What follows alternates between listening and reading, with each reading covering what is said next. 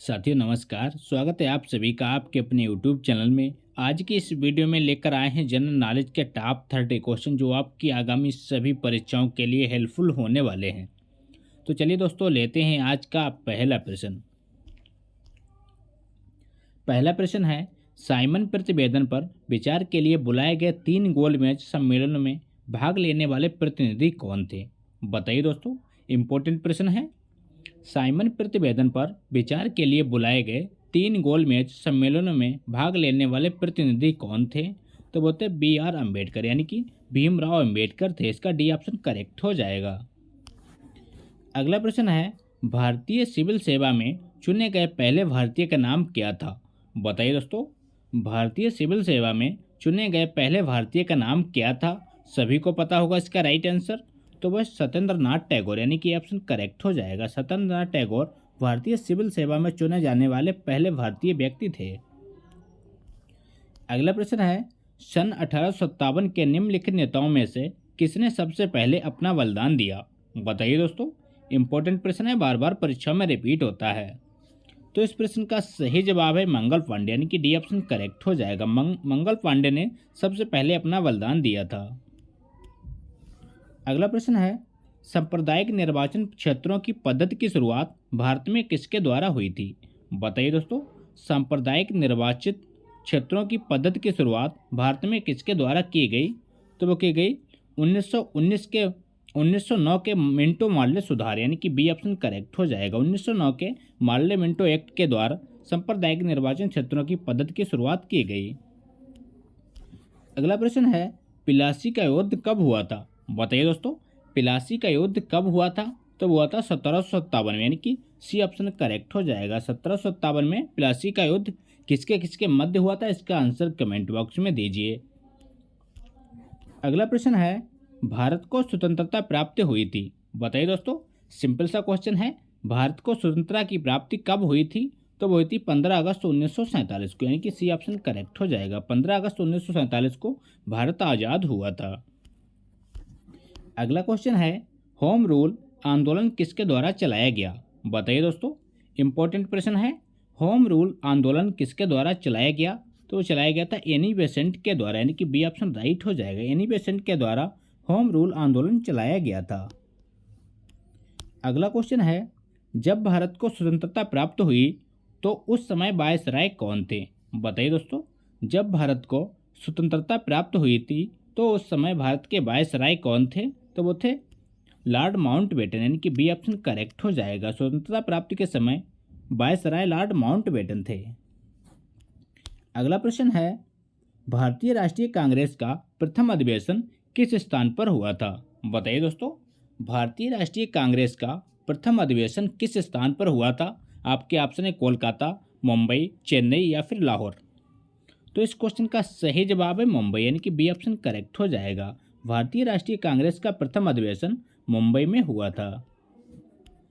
अगला प्रश्न है, स्वराज्य मेरा जन्म सिद्ध अधिकार है, ये कथन किसका है? बताइए दोस्तों, स्वराज्य मेरा जन्म सिद्ध अधिकार है, ये किसने कहा? तो ये कहा था लोकमान्य तिलक ने, यानी कि डी ऑप्शन करेक्ट हो जाएगा। बाल गंगाधर तिलक ने कहा था स्वराज्य मेरा जन्म सिद्ध अधिकार है, मैं इसे लेकर रहूंगा।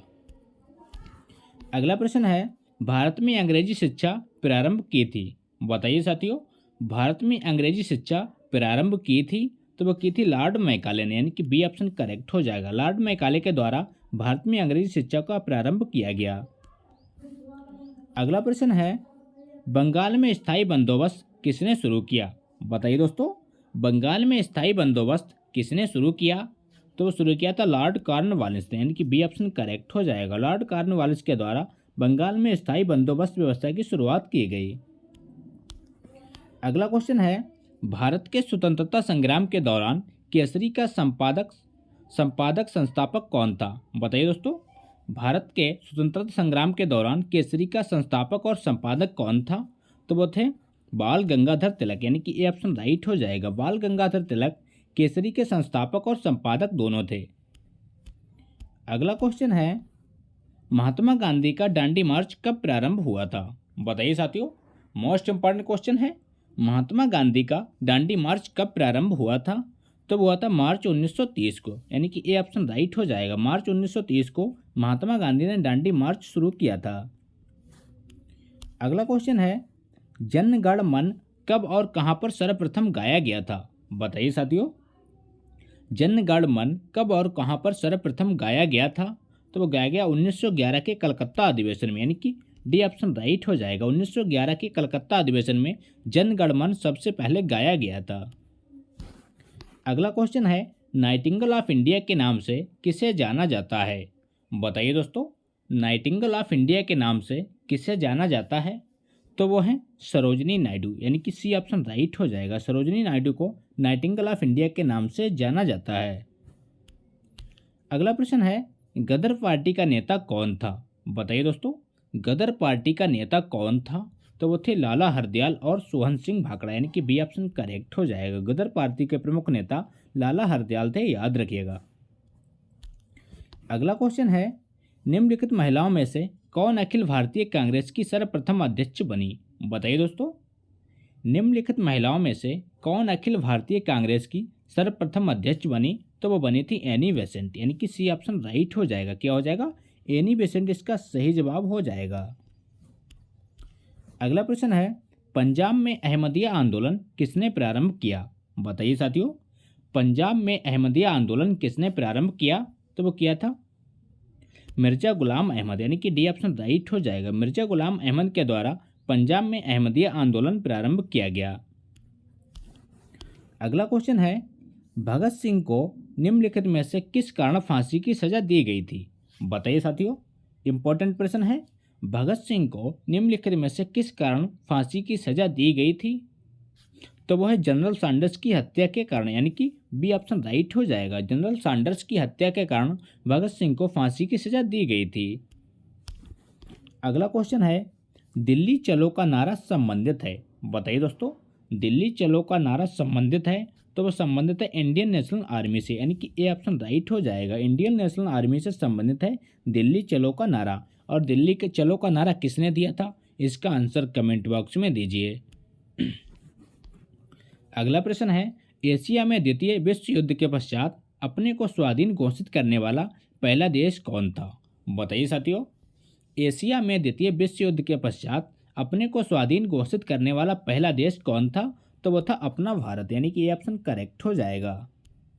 अगला प्रश्न है, 13 अप्रैल 1919 को जलियांवाला बाग में एक आम सभा आयोजित हुई थी। बताइए साथियों, 13 अप्रैल 1919 को जलियांवाला बाग में एक आम सभा आयोजित की गई थी। किस लिए? लोकप्रिय नेताओं की गिरफ्तारी का विरोध करने के लिए, यानी कि बी ऑप्शन करेक्ट हो जाएगा। अगला क्वेश्चन है, सीमांत गांधी के नाम से कौन जाना जाता है? बताइए दोस्तों, मोस्ट इंपॉर्टेंट क्वेश्चन है, बार बार परीक्षा में रिपीट होता है। सीमांत गांधी के नाम से कौन जाने जाते हैं? तो वही खान अब्दुल गफ्फार खान, यानी कि सी ऑप्शन राइट हो जाएगा। खान अब्दुल गफ्फार खान को सीमांत गांधी के नाम से जाना जाता है। अगला प्रश्न है, INA का गठन कब हुआ था? बताइए दोस्तों, INA के गठन कहाँ हुआ था और कब हुआ था? तो हुआ था सिंगापुर में, यानी कि सी ऑप्शन राइट हो जाएगा। और कब हुआ था इसका आंसर कमेंट बॉक्स में दीजिए। अगला प्रश्न है, भारतीय राष्ट्रीय कांग्रेस के संस्थापक कौन थे? बताइए दोस्तों, भारतीय राष्ट्रीय कांग्रेस के संस्थापक कौन थे? सभी को पता होगा इसका राइट आंसर।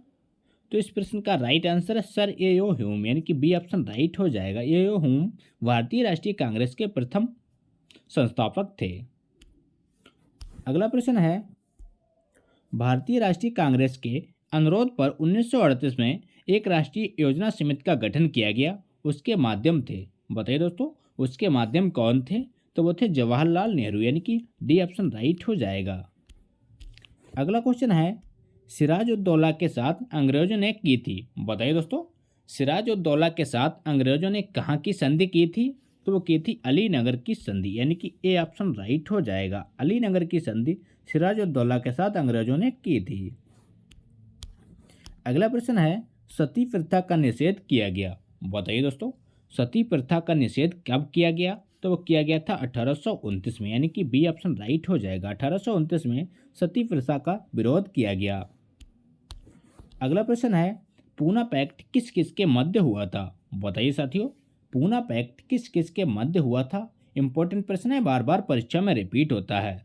आपके ऑप्शन है Gandhi MacDonald, option B Gandhi Cripps, option C Ambedkar MacDonald और ऑप्शन डी अंबेडकर और गांधी।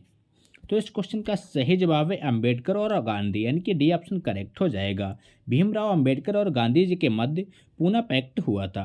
तो ये थे दोस्तों आज के इंपॉर्टेंट प्रश्न। अगर वीडियो अच्छा लगा हो तो लाइक करें, दोस्तों के साथ शेयर करें और चैनल पर नए हो तो चैनल को सब्सक्राइब करना ना भूलें।